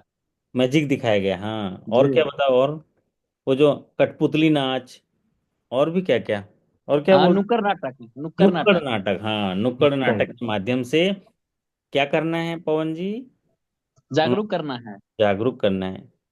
क्या जागरूक करना है कि हम साक्षरता एक अलग बात है, एक आर्थिक साक्षरता है कि बैंक में क्या क्या होता है, क्या योजना का लाभ आप ले सकते हैं, सर सोशल सिक्योरिटी बीमा क्या है, उससे क्या फायदा है, उसको नाटक के माध्यम से, क्योंकि गांव वाले वो इसी माध्यम से सीखते हैं उनके ना, इसी वजह से। और आप क्या मैजिक दिखाए पवन जी? मतलब ऐसा कुछ मैजिक उसको बोले होंगे ना, कि ऐसा जी कुछ जी, कर एक कि। टीम बना हुआ था बैंक का।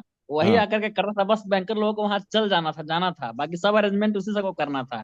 हाँ, मतलब मैजिक में भी संदेश होना चाहिए कि ऐसे देखो आप इतना जमा करोगे, जैसे वैसा। हाँ, मैं एक उदाहरण बता रहा हूँ, जैसे ये हम सही बोल रहे हैं पवन जी। तो उसमें मैजिक ऐसे दिखाता था कि आप देखो 100 रुपये 100 रुपये 100 रुपये जमा कर रहे हो ना, और जब वो रुमाल खोलता था तो वहां पर ज्यादा बड़ा हुआ पैसा मिलता था, तो सब ताली बजाते थे। तो बोले ये बैंक है, देखो ऐसा, मतलब इंटरेस्ट के साथ आपको पैसा मिलेगा। आप समझ रहे हो पवन जी क्या कह रहे हैं? हाँ सर, हाँ, यही यही हो रहा था वैसा। सर। तो मैजिशियन जो है वैसा सेट करेगा। चलिए, बहुत बढ़िया। या कठपुतली नाच के माध्यम से बैंक के लिए बताएगा, बैंक की बातचीत को बातों में बताएगा, सिखाएगा। या वो बात है, वो जो आजकल एक टीवी स्टार जो ऐड करते हैं ना, हैं, हम भले मूंगफली बेचते हैं लेकिन मूर्ख नहीं है, ऐसा बोलते हैं ना, है ना, कि अच्छा, हम इधर लैटरी आ गया और पैसा हम दे देंगे ओटीपी, ऐसा। कौन है, याद आ रहा है किसी को? हाँ, वो बिहार का ही अभिनेता है सर। पंकज पंकज पंकज है ना। पंकज जी जी जी जी। हाँ, तो बोले हाँ, मूंगफली बेचते हैं, इधर पिन दिया इधर खाली। हाँ, क्या बढ़िया वो चलता है। हाँ, अच्छा करता है वो। ये है जागरूकता, है ना, जागरूक बनिए। चलिए, अगला सवाल आपकी स्क्रीन पर देखिए। If a customer has paid 3 years advance rent then the concession in locker rent. 3 साल का एडवांस रेंट पे कर देता है तो कुछ कंसेशन है क्या आपके यहाँ? नो सर, कोई कंसेशन नहीं कोई है। कंसेशन नहीं है। वैसे भी 3 साल का एडवांस रेंट हम लेते ही लेते हैं, है ना। एक्चुअल में सवाल नॉर्मली ऐसे पूछता था ना, जब भी लॉकर कोई लेता है तो हम लोग कितने साल का एडवांस रेंट लेते हैं, ऐसे सवाल पूछता था पहले। तो आप लोग 3 साल लिखते थे, 3 साल प्लस लॉकर ब्रेकिंग चार्ज। अब उस सवाल को ऐसे उल्टा कर दिया, देख रहे हो। और क्या क्या ऑप्शन था इसमें?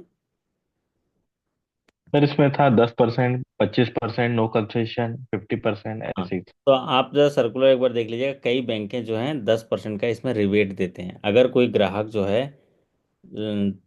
3 साल का एडवांस रेंट पे कर देता है तो उसको 10% का रिबेट देते हैं। लेकिन ये आपके सर्विस चार्ज की पॉलिसी में देखनी पड़ेगी। तो जो साथी दूसरे बैंक के हमारे देख रहे हैं, वो अपने सर्विस चार्ज के फोल्डर में देख लीजिएगा, क्योंकि 3 साल का अगर एडवांस रेंट एक कस्टमर पे कर देता है तो उसको 10% का रिबेट है। बट यहाँ पर आपके पॉलिसी में नहीं था, मैं यूबीजीबी मैंने देखा था। आप भी एक बार चेक कर लेना जी राजा, आपके में कोई सर, कंसेशन। नहीं है, सिर्फ स्टाफ पे डिस्काउंट है सर लॉकर के आप केस में में। है 25% का, बाकी जी और सर। नहीं है, मैंने भी देखा था। लेकिन कई बैंकों में 10% का है ये इसमें। चलिए, अगला सवाल आपकी स्क्रीन पर। What is the liability of partner in partnership firm? एक पार्टनरशिप फॉर्म में पार्टनर की लायबिलिटी क्या होती है? क्या होती है Rajesh ji? Full liability. Jointly and sir several. Unlimited liability sir. Unlimited sir, unlimited unlimited. Liability होती है, जॉइंटली लायबिलिटी होती है, सेवरल लायबिलिटी होती है। तो ऑप्शन में क्या क्या आया था? अनलिमिटेड था। सर अनलिमिटेड के दो ऑप्शन थे और बाकी तीन थे लिमिटेड के ऑप्शन। अच्छा, लिमिटेड लाइबिलिटी। तो अनलिमिटेड के जो दो थे उनमें और क्या क्या हम्म था? सर एक तो जॉइंटली एंड सेवरल था, हम्म। और उसमें था कि अगर फर्म क्लोज होती है हम्म। तब अनलिमिटेड लाइबिलिटी होगी क्या, इस टाइप का एक ऑप्शन था। अच्छा, तो जॉइंटली ऑन सेवरल में टिक लगा दीजिए। ठीक है, जी सर। जी जॉइंटली सर। एंड सेवरल इसकी लाइबिलिटी होती है। अगला सवाल आपकी स्क्रीन पर देखिए। Banks to complete the process of either classifying an account as a fraud account और removing the status of red flag account within how many days of reporting such account as a red flag on the क्रिलिक platform. तो central repository information on large credit जो है platform, उनमें कितने दिनों के अंदर कोई भी रेड फ्लैग जो अगर डला है उसको या तो रिमूव किया जाएगा या उसको फ्रॉड में डिक्लेयर किया जाएगा। वो पीरियड दिया है, मतलब रेड फ्लैग अकाउंट को डिक्लेयर करने का टाइम। पवन जी, कितना दिन में करने का है रेड फ्लैग? 90 days sir. नहीं, 90 डेज तो वो है वन विलफुल। एटी डेज है सर। 90 डेज तो विलफुल डिफॉल्टर का है ना। और ये है one red flag. Eighty days. Red flag जो होते हैं वो 180 डेज का है। 6 महीने चलो। के अंदर इनको रिव्यू करना है। कोई रेड फ्लैग अकाउंट है तो 6 महीने के अंदर रिव्यू करिए, या तो उसको क्लासिफाई करिए, फ्रॉड में क्लासिफाई करिए, या नहीं तो रेड फ्लैग जो उसका लगाया हो उसको रिमूव कर दीजिए। ये बात कहिए। आपने डाला है 180 डेज डाला है राजेश जी? यस सर, हमने 180 डेज ही डाला है। बहुत बढ़िया, आप बधाई के पात्र हैं। और 90 डेज में विलफुल डिफॉल्टर जो होता है डिक्लेयर होता है। वो भी सवाल बार बार पूछता है, विलफुल डिफॉल्टर क्या क्या थ्रेशोल्ड लिमिट है बताइए। 5 करोड़ से ऊपर है सर सर। 25 लाख। पर पच्चीस ये लाख से नहीं है ऊपर है। सर, 25 लाख से ऊपर है। नन को ये कोऑपरेटिव का 5 करोड़ से क्रेडिट। ऊपर है। ओके, तो विलफुल डिफॉल्टर में एक और थ्रेशोल्ड लिमिट को ऐड किया है। लेटेस्ट गाइडलाइन जो मैं क्लास में एक पढ़ाया हूँ करोड़ के आपको, ऊपर सर। 1 करोड़ से ऊपर है ना। तो वो large default. Large defaulter wilful में ना। और क्रिलिक में जो रिपोर्टिंग करते हैं रेड फ्लैग अकाउंट का, उसका थ्रेशोल्ड लिमिट क्या है? 5 करोड़ एंड एबो सर। कोऑपरेटिव 5। बोरोवर। बहुत बढ़िया। और रेड फ्लैग अकाउंट में जो क्लासिफिकेशन है वो कितने दिनों में करना है? 180 sir days. Early warning signal, हाँ। हाँ, ये जो स्क्रीन पर 180 और विलफुल डिफॉल्टर 90 डेज। चलिए, बहुत बढ़िया। अब यहाँ पर एक चेक से जुड़ा हुआ सवाल है जो हम लोग अभी पहले डिस्कस भी कर लिए, रिपीट हो गया, समझ लीजिए। What is the maximum period for cheque collection for other cities? तीन, मतलब ये वहाँ पर जहाँ पर सीटीएस ग्रिड लोकेशन नहीं है उसके लिए पूछा गया है। क्योंकि चेक कलेक्शन पॉलिसी जब आप पढ़ते होंगे तो आप देखे होंगे कि अगर कोई स्टेट कैपिटल होगा तो 7 डेज में, मेजर सिटीज में 10 डेज में, और अदर सिटीज में 14 डेज में कलेक्शन होने चाहिए। अगर 14 डेज में कलेक्शन नहीं होता है और डिलेड पीरियड 14 डेज का होता है तो कंपनसेशन क्या देते हैं? पवन जी, क्या कंपनसेशन देते हैं? 14 दिनों के अंदर कलेक्शन हो जाने चाहिए। ये 14 दिन के बाद होता है तो एफडी का रेट दिया जाता है सर। एफडी का दे दो, हैं कुछ ज़्यादा नहीं दे दिए? एसबी का सर, एसबी का। एसबी का दे देंगे। जी। 14 दिन से ऊपर डिले होता है तो एसबी का रेट दे देंगे, है ना। जी। मतलब सॉरी, मतलब 14 दिन तक डिले होता है। जैसे क्या होता है, 14 दिन में कलेक्शन आना चाहिए था, 14 दिन में नहीं आया। अब डिलेड पीरियड 14 दिन तक हुआ तो एसबी का रेट देंगे। 14 दिन से 90 दिन का डिले हुआ तो एफडी का रेट देंगे। 90 दिन से ज़्यादा का डिले हुआ तो एफडी प्लस एफडी प्लस 2%। 2%। तो ज़्यादातर वैसे वो पूछता है 90 डेज से बियॉन्ड डिले हुआ तो कितना कंपनसेशन होगा, तो एफडी प्लस 2 वाला ज़्यादातर पूछता है। तो एक बार समझ लीजिए, कोई चेक कलेक्शन आया तो उसको आप चेक कलेक्शन भेज दिया अदर सिटी के लिए, तो 14 दिन के अंदर आ जाना चाहिए। मान लीजिए 1 तारीख को जमा किए तो मोटा मोटी 15 तारीख को आ जाना चाहिए। 15 तारीख तक नहीं आया तो डिले पीरियड स्टार्ट हो गया। तो अगला जो डील 16वां तारीख होगा वो 1 दिन का डिले, 17वां तारीख होगा 2 दिन का डिले, 18वां तारीख होगा 3 दिन का डिले। ऐसा करते करते जो 30वां दिन होगा वो 15 दिन का डिले हो गया। तो ये 29वां तारीख तक आया तो 14 दिन का डिले हुआ। तो 14 दिन का डिले हुआ तो हम उसको क्या करेंगे, सेविंग का रेट देंगे। 14 दिन से ऊपर का डिले हुआ 90 दिन तक तो एफडी का रेट देंगे। 90 दिन से ज़्यादा डिले हुआ तो एफडी प्लस 2 डेज दे देंगे। समझ में आया पवन जी? तो बोलिए अहो। Yahoo sir. आओ। याहू। अहो अहो, है ना। याहू। आहो। अहो। चलो, बहुत बढ़िया। Which device that is used by millions of business correspondents to deliver the basic bank services at rural area। तो रूरल एरिया में फाइनेंशियल इंक्लूजन के तहत बेसिक बैंकिंग सर्विस देने के लिए बिजनेस कोरस्पॉन्डेंट एक मशीन का इस्तेमाल करते हैं। उस मशीन को क्या कहते हैं? कौन सी मशीन है? Kiosk machine. Kiosk machine. वाह। Micro sir ATM. Biometric machine था सर। माइक्रो एटीएम से लिखते हैं हमारे कोई साथी। कियोस मशीन तो कुछ ज्यादा नहीं हो गया? इसको क्या बोलते हैं Rajesh ji? Sir biometric machine था। बायोमेट्रिक मशीन बोलते हैं। तो मैं फोटो भी लगा के दे गया हूँ। ऐसे एग्जाम में ऐसे फोटो लगा के आएगा तो कोई भी गलती नहीं होगा, है ना। ये देखो बायोमेट्रिक मशीन छोटा सा रहता है, ये तो मशीन हाथ में ना, तो इसको बोलते हैं बायोमेट्रिक मशीन्स। उसके आधार पर बिजनेस कॉरेस्पॉन्डेंट जो है सारी सर्विसेज डिलीवर करते हैं। तो ये 53 सवाल हम यहाँ पर मैं नोट कर पाया। और एक दो सवाल रिपीट हो गए, मतलब दो सवाल रिपीट हुए हैं तो दो कम कर दीजिए, 51 हो गए। बाकी जी सर। 9 सवाल तो रह गए। 9 सवाल तो मैं आपको याद दिला रहा हूँ, आप बताइए। 9 सवाल में एक नॉमिनेशन से जुड़ा हुआ कोई सवाल आया था क्या? नॉमिनेशन से, कि नॉमिनेशन कैंसिल करना है तो DA2 DA1 ऐसा कुछ आया नहीं था? सर, नहीं। सर दो सवाल हमें और याद है बताओ। कि जो हम लोग का एक सर्कुलर है ना सर, जो फर्स्ट सेशन में हुआ था कि 15वें दिन जो है हाँ कस्टमर हाँ। का दिन मनाया जाता है। तो हम्म। सर एक क्वेश्चन ये था कि उसकी मिनट्स जो है वो कितने दिन में रीजनल ऑफिस को भेजना होता है। बताइए कितने दिन में भेजना है? सर मैंने तो 3 दिन लगाया, पर मुझे भी नहीं पता एग्जैक्ट कि कितना है करके, क्योंकि सर वहां पे ऑप्शन ही 3 दिन, 4 दिन, 7 दिन ऐसे ऑप्शन थे सर। 3 दिन तो मारे हम लोग भी। आपके पॉलिसी में तो पर कहीं सर लिखा नहीं है। पॉलिसी कर्जा तो नहीं वही मांगे चीज है पूछ सर, के मांगे। पॉलिसी में था ही नहीं सर। RBI की पॉलिसी में अब भी नहीं लिखा है। जी सर। हम्म। और उसी से रिलेटेड एक और क्वेश्चन आया था सर हम्म। कि जो मीटिंग में होते हैं उसमें मेंबर्स कौन कौन होते हैं। हाँ, ब्रांच में। और क्या क्या था ऑप्शन? सर कितने ऑप्शन मेंबर था होते हैं सर, था कितने कितने? मेंबर होते हैं, 4 मेंबर, 5 मेंबर, 6 मेंबर, 7 मेंबर, ऐसा था। कम से कम 4 मेंबर होने चाहिए। हम्म। कम से कम कम से कम चार। ऐसे ब्रांच मैनेजर और एक स्टाफ और दो कस्टमर कम से कम, और उसमें से हम्म। एक पेंशनर होने चाहिए, सॉरी सीनियर सिटीजन होने चाहिए। 5 लगाए सीनियर हम सिटीजन लोग। हो। हम्म। कम से हम्म। कम कम से कम। 5 मेंबर सही नहीं होगा, नहीं सर? हाँ, सही नहीं होगा। आप आपके यहाँ तो दो ही स्टाफ होते हैं और दो कस्टमर, जी दो सर। कस्टमर को लेना है और दो, इसलिए 4 होंगे मिनिमम, है ना। हम्म। चलिए, तो ये दो क्वेश्चन हो गए। और अब बताइए कि प्रियोरिटी सेक्टर से कोई सवाल आया था? नहीं सर। नहीं आया था। नॉमिनेशन से कोई सर सवाल आया था? एक क्वेश्चन सर करंट रेशो का था सर। अच्छा, क्या आया हाँ, था? एक करंट रेशो का था सर। कि करंट रेशो क्या दर्शाता है किसी बिजनेस का। हम्म। अब फिर उसमें ऑप्शन दिए हुए थे सर। शॉर्ट टर्म सॉल्वेंसी को दिखाता है करंट रेशियो।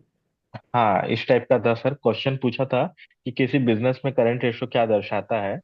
उसके बाद फिर सर उसमें ऑप्शंस आए थे। तो ऑप्शन क्या कहते हैं? शॉर्ट टर्म सॉल्वेंसी, हाँ उसके सर, ऐसे ही था। उसके एक और उसके लाइबिलिटी को अंदर सर, दिखा। उसके अंतर्गत, हाँ सर, 1 ईयर के अंतर्गत जो है उसके करंट जो एसेट या करंट लाइबिलिटी ऐसे कुछ लिखा हुआ था। करंट ऐस- लाइबिलिटी को चुकाने की क्षमता को बोलते हैं करंट जी जी। रेशियो। Yes sir. ओके। एक क्वेश्चन तो ये वाला था सर। ये तो 3 क्वेश्चन हो गए, 51 3 54 हो गया। और जो जी ये सर। रिपोर्ट होगा ना, जो मंथ मिनट्स होते हैं, वो 7 दिन हो सकता है एक बार, लेकिन देखना आपके कहीं मेरे को तो दिखा नहीं पॉलिसी में आपके, है ना। नहीं सर, पॉलिसी में ये सर हम लोग ने भी पढ़े पर नहीं दिखा। कोई नहीं, आप अपने जो ग्राहक सेवा समिति का मैनुअल्स होता है उसमें एक बार देखिएगा, HO में या RO में पूछ लीजिएगा। जी सर। और आप बताइए, गवर्नमेंट जो स्पॉन्सर लोन स्कीम है उससे कोई सवाल आया था? जैसे विश्वकर्मा योजना, PMEGP, इस तरह नहीं से सर, सिर्फ मुद्रा का आया था, तो वो तो आपने तो फर्स्ट सेशन डिस्कस में हो करा गया। दिया क्वेश्चन। उससे नहीं आया था। गवर्नमेंट की जो डिपॉजिट स्कीम है उससे कुछ आया था? PPF, सुकन्या, ये सब, सीनियर सिटीजन, नहीं। उससे नहीं आया था। अच्छा। और मटेरियल अल्ट्रेशन चेक से जुड़ा हुआ कुछ आया था? नहीं सर, वो तो 89 सेक्शन वो तो हो गया क्वेश्चन। वो तो प्रोटेक्शन था। जी सर, वही था वही था। ओके। और एक आइदर सर्वाइवर का सवाल पूछता था जिसमें कि सर हाँ, वो आया था ना, ये वाला फॉर्मर और सर्वाइवर। फार्मर सर्वाइवर तो डिस्कस कर लिया अपन लोग। हाँ, हो गया हो गया। और और बताइए कोई, मतलब 6 सवाल तो अभी भी रह गया। क्या इंटरनल जी। स्कीम से जुड़ा हुआ कोई सवाल पूछ लिया था क्या? नहीं सर, इंटरनल। पीएनबी वाला करवाएंगे, पीएनबी वाला भी आ गए हैं सवाल, सारे सवाल पीएनबी के आ गए हैं रॉकी जी। मतलब अभी आपके पास खजाना है, मेरे पास बहुत सारे सवालों के खजाना हैं। तो जैसे आज ये सेशन हो गया, तो फिर 2 से 3 का भी है, 1 से 2 का भी है, डीबीजीबी का भी है, फिर उस पीएनबी का भी है ना, उत्तराखंड ग्रामीण बैंक का भी है, बहुत सारे बैंकों का है। हाँ। तो और सवाल कुछ स्कीम से कुछ आए थे, गोल्ड लोन वगैरह वगैरह से, ऐसा कुछ? नहीं सर, गोल्ड लोन से भी नहीं था। वो तो हम लोग क्या बंद हो गया तो शायद नहीं दिया। अच्छा।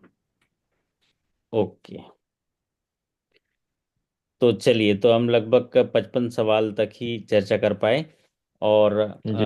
फिर कुछ सवाल और साथी भेजेंगे तो कभी हम लोग डिस्कस करेंगे। बुरे वो लोग नहीं हैं जो आपको बुरा कहते हैं, बुरा आपका दिमाग है जो उनकी बातों को मान लेता है ना। राजेश जी, कोई आपको कुछ बुरा कह देता है तो आप दुखी क्यों होते हो बताओ? वो कह दिया और आप मान लिए, है ना। कहने दो, हमें क्या, हम बुरे हैं तो हमको आत्मग्लानि होगी तो हम अपने आप को ठीक करेंगे। लेकिन कोई आपको भला बुरा कह देता है, कुछ भी कह देता है, मैं तो बोलता हूँ अच्छा कहने पर भी आप मत लीजिए, बुरा कहने पर भी मत लीजिए, दोनों में सम भाव में रहिए। आप अपना आकलन करिए खुद। तो बुरे वो लोग नहीं हैं जो आपको बुरा कह दिया। बुरा तो वो है कि आपका दिमाग मान लिया, अरे यार उसने ना मुझे, पवन कुमार जी ने ना मेरे को क्या क्या कह दिया, है ना। तो उसने कह दिया और हमने मान लिया, ये तो ऐसा नहीं होना चाहिए, ठीक है। तो माइंड सेट हमेशा, पवन जी क्या जी। क्या माइंड सेट रखना है आपको? माइंडसेट कोई कुछ हमेशा ऐसा रखिए, जो मुझे आता है उसे कर लूंगा, जो मुझे नहीं आता है मैं सीख लूंगा। सीख रिपीट लूंगा। जी सर, रिपीट जी करिए। सर। जो हम्म। मुझे नहीं आता है सीख लूंगा। जो मुझे आता है, जो मुझे आता है वो कर लूंगा, जो नहीं आता है वो सीख लूंगा। क्या बात है ये है। और रात को जग जग के पढ़ लूंगा, ऐसा भी बोल दीजिए ना सर रात। सर एक सवाल है सर। ये हाँ। करेंट रेशियो वाला में सर क्या आंसर इसका बताया था सर अभी? करेंट रेशियो किस कंपनी का क्या करेंट बताता है? Ratio, current ratio shows the efficiency of a firm to pay the short term liability या 1 year liability of A firm, या शॉर्ट टर्म सॉल्वेंसीज। करंट रेशियो बताता है कि उस फर्म की 1 साल की देयताओं को चुकाने की उसकी कितनी क्षमता है। 1 साल के अंदर जी। जो उसकी लाइबिलिटी है उसको चुकाने की कितनी क्षमता है, शॉर्ट टर्म सॉल्वेंसी को। जी सर, एक एक, और सवाल है। लीगल ऑडिट का 1 करोड़ है। स्टॉक ऑडिट का 5 करोड़ है, और क्रेडिट ऑडिट का कितना है सर? आपके यहाँ 10 लाख होगा, आपकी पॉलिसी पढ़ने पर पता चलेगा। आपका कौन सा बैंक है? JRGB sir. हाँ, तो अभी पढ़ाऊंगा क्रेडिट पॉलिसी ना, तब पता चलेगा। हालांकि जो सर। क्रेडिट ऑडिट है आरआरबी में, ज़्यादातर आरआरबी में 10 10 लाख में क्रेडिट ऑडिट करते हैं। 10 लाख का कोई लेंस लोन सैंक्शन करता है ना, तो पीछे पीछे कोई सीनियर मैनेजर जाके उसका क्रेडिट ऑडिट करता है, सीपीए बोलते हैं, क्रेडिट प्रोसेस ऑडिट बोलते हैं ना। 10 लाख सर, की। एक क्वेश्चन कस्टमर ग्रीवेंसेस वाला हुआ था क्या, जिसमें यूबीजीबी का जो सर्कुलर था? कोई पढ़ो। कस्टमर अगर कंप्लेंट करता है ब्रांच लेवल से, हाँ तो हाँ। उससे कितने दिन के अंदर रिजॉल्व करना चाहिए करके नहीं ये नहीं, क्वेश्चन आया था सर। आया था। तो हाँ सर, आया था। इसको डिस्कस तो लेस नहीं। Then 2 days sir. हाँ, लेस देन 2 डेज में, तो इसको डिस्कस नहीं किए हैं।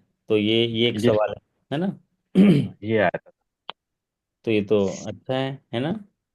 और यस सर। कोई सवाल याद आ रहा है? हाँ, रॉकी जी बोल रहे हैं रिकॉल क्वेश्चन 22 से पहले सब हो जाएंगे, सब हो जाएंगे 1 2 दिन में, ये शनिवार से संडे तक सारे हो जाएंगे रिकॉल क्वेश्चन, जितने भी बैंकों के, है ना।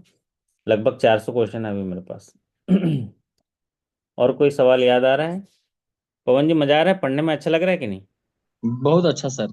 है, रात को थोड़ा जगना पड़ता है, क्या करें, बिना कुछ ना करे कुछ मिलता नहीं है, रात ही को समय मिलता है। आप बताइए, सुबह कहाँ, मतलब आपको तो पवन जी बोलने से हैं कौन का आवाज ही सुनाई नहीं देता है आपको तो। मतलब आप ऐसे माया जाल में हैं हम कि सुबह, देखिए अभी आप 10 बजे के बाद तो कहिए मत, अब क्या सोच के जाते हैं क्या हो जाता है ना। सही बात है। हम्म। क्यों करता है तू मेरा मेरी, यह तो तेरा मकान नहीं, झूठे जग में फंसा हुआ है, वह सच्चा इंसान नहीं। जग का मेला 2 दिन का है, जग का मेला 2 दिन का है, अंत में होगा चला चली। ले लो रे कोई राम का प्यारा, शोर मचाऊं गली गली। ले लो रे कोई श्याम का प्यारा, शोर मचाऊं गली गली। तो मतलब रात रात को जग जग के पढ़ो, ये शोर मचाते रहते हैं, और भगवान को याद करते रहो, क्योंकि वो माइक्रो एंजल्स बन के आपको सही दिशा दिखाते हैं, आपकी रक्षा करते हैं, और आपकी जो प्रेरणा शक्ति है ना, वो उसको मूवमेंट देते हैं। और जिस काम को करते हैं ना, जैसे मैं बता रहा हूँ, बैंक में आप कितना काम करते हो, आपको लगता है भगवान कहीं ना कहीं साथ देता होगा, तभी तो कैश टैली होता है ना पवन जी? जी बिल्कुल हाँ, सर। कौन कितना क्या दे रहा है क्या नहीं पता नहीं है, शाम को टेंशन लगा रहता है कि कैश टैली हुआ कि नहीं हुआ। तो सही जब बात टैली है हो जाता है ना, तो पवन जी बोलते हैं, हे भगवान आज हो गया भैया, कैश मिल गया। तो ये प्रार्थना आप जरूर करते रहिए, ठीक है? जी तो सर। मतलब मैं ये कहना चाहूंगा, दुनिया को तू कब तक पगले अपनी कहलाएगा, ईश्वर को तू भूल गया है, अंत समय पछताएगा। 2 दिन का है चमन खिला है, 2 दिन का ये चमन खिला है, फिर मुरझाए कली कली। ले लो रे कोई राम का प्यारा, शोर मचाऊं गली गली। ले लो रे कोई श्याम का प्यारा, शोर मचाऊं गली गली। तो इसलिए प्रार्थना करते रहिए, भगवान जो है सब चीज़ों को आपको कैश वैश सब मिला देता है ना? उसको ना पवन जी क्या करिए आप, राजेश जी, जी जब सर। बैंक जाते हैं ना, तो भगवान से ना पार्टनरशिप कर लीजिए। उनको बोलिए मेरे साथ साथ चलना बैंक में, है ना, दोस्ती कर लीजिए, और साथ साथ आना, मेरे हर काम में रहना, देखना। सर एग्जाम में भी लेके ही गए थे हम साथ में। ठीक है, गए थे तो क्या होगा? अभी मैंने एक पार्टनरशिप का एक सवाल आया था आपके क्वेश्चन में, क्या आया था बताओ? कि अनलिमिटेड पार्टनर की लाइबिलिटी। ज्वाइंटली और लाइबिलिटी क्या सेवरल होती वाला। है? पार्टनर की लाइबिलिटी क्या होती है Pawan ji? Jointly and several. Several. तो जब आपका पार्टनर ही है गॉड, तो क्या होगा? वो जॉइंटली और सेवरल, वो जो करेगा आप पूरा हकदार हो जाएंगे, आप जो करेंगे वो लाइबल हो जाएगा। है बात सही समझ बात। में तो बोलिए हो। हम्म। आओ सर। ओ। तो आपको पार्टनरशिप उनसे करना ही है, और पार्टनरशिप करोगे ना, तो आप हमेशा ही फायदे में ही रहोगे, क्योंकि पार्टनरशिप का सवाल आपके एग्जामिनेशन में आया है कि आप जो भी करोगे उसका जॉइंटली ऑन सेवरल उसकी लाइबिलिटी हो जाएगी, और अनलिमिटेड लाइबिलिटी होगी। हमारे पवन जी कुछ गलती होगी, तो उसके लिए लाइबल वो आपका पार्टनर हो जाएगा, और वो आपका पार्टनर है, आपका गॉड है, वो क्या करेगा, उसको ठीक कर देगा। क्या करेगा पवन जी? ठीक कर देगा। ठीक कर देगा। जिन जिन ने ये मोती लूटे, वह तो माला माल हुए, धन दौलत के बने पुजारी, आखिर वह कंगाल हुए। सर एक और चांद क्वेश्चन याद आ गया। चांदी सोने वालों सुन लो, हाँ बताओ। हाँ कौन सा सर सवाल? इसमें ये क्वेश्चन पूछा था हम्म। कि हाइपोथिकेशन में जो होता है, हम्म। तो जिसमें ऑनरशिप और पोजीशन जो है वो कस्टमर के पास होती है, ठीक है। तो किसमें होता है ये पूछा गया था। हाइपोथिकेशन में। हाँ, हाँ हाँ। इसी में भी गुड्स और सिक्योरिटी का पोजीशन और ओनरशिप अगर बारोवर के पास है, तो उस चार्ज को क्या कहते हैं? हाइपो। हाइपोथिकेशन। और हाइपोथिकेशन सर। गुड्स और सिक्योरिटी का पोजीशन बैंक के पास है, और ओनरशिप बारोवर के पास है, तो उसको प्लेज प्लेज कहते और लिया। एलिजिबल। हैं। ठीक है ना? जी। बहुत बढ़िया, आप तो 56 जो है याद दिला दिए, अब 4 ही बज गया, है ना? जो यस चार सर। याद आ जाएगा। सर तो पता नहीं उसमें तो एक क्वेश्चन ऐसा था कि हमको भी हाँ, पता नहीं कि क्या है वो। ओके, तो ठीक बात है। जिन जिन ने ये मोती लूटे, वह तो माला माल हुए, धन दौलत के बने पुजारी, आखिर वह कंगाल हुए। चांदी सोने वालों सुन लो, बात सुनाऊं खरी खरी, ले लो रे कोई राम का प्यारा, शोर मचाऊं गली गली। वाह पवन जी। ले लो रे कोई श्याम का प्यारा, शोर मचाऊं गली गली। बोलो राम राम राम, बोलो राम राम राम। तो ऐसे ही आनंद मन से सीखते रहिए, पढ़ते रहिए। आज के सेशन में ये सारे सवाल हो गए 0 to 1 का। और आशा करता हूँ कि ये सवाल जो हैं, जो 23 तारीख को एग्जामिनेशन होंगे, इसके कितने सवाल आएंगे? राजेश जी, कितने सवाल आएंगे आप बताइए? सर 25 सवाल तो कहीं नहीं गए, 20 से 25 सवाल। 20 से 25 सवाल आ जाएंगे, हूबहू आ जाएंगे। मतलब उनके बिल्कुल। 40%। 40%, आपका हम्म। 60 क्वेश्चन होता है। 60 का यस सर। 40% जो है, 40% क्वेश्चन मतलब 24 25 क्वेश्चन हूबहू आ जाएंगे। तो इसलिए ये रिकॉल क्वेश्चन का फायदा होता है। और बाकी जो सवाल यहाँ देखे हैं, तो उनके उनके टॉपिक, पॉलिसी को जाके वो तैयार कर लेंगे, तो सफलता तो जबरदस्त हो जाएगी, है ना? तो आप सभी के अच्छे कार्य निष्पादन, बेहतर स्वास्थ्य और शानदार सफलता की कामना करते हुए आपसे विदा लेते हैं, है ना? ये लालटेन की रोशनी जैसे हमको रास्ता दिखाती है, अंधेरा हो जाता है तो वो रोशनी से हम अपने नज़दीक जाते हैं, लक्ष्य की ओर बढ़ते हैं, ठीक उसी तरह ये सेशन आपके लिए एक रोशनी का काम करेगा। इसी आशा विश्वास के साथ मैं आपसे विदा लेता हूँ। फिर मुलाकात करेंगे कल के सेशन में। तब तक के लिए धन्यवाद, नमस्कार, Ram Ram. Good night sir. Good night.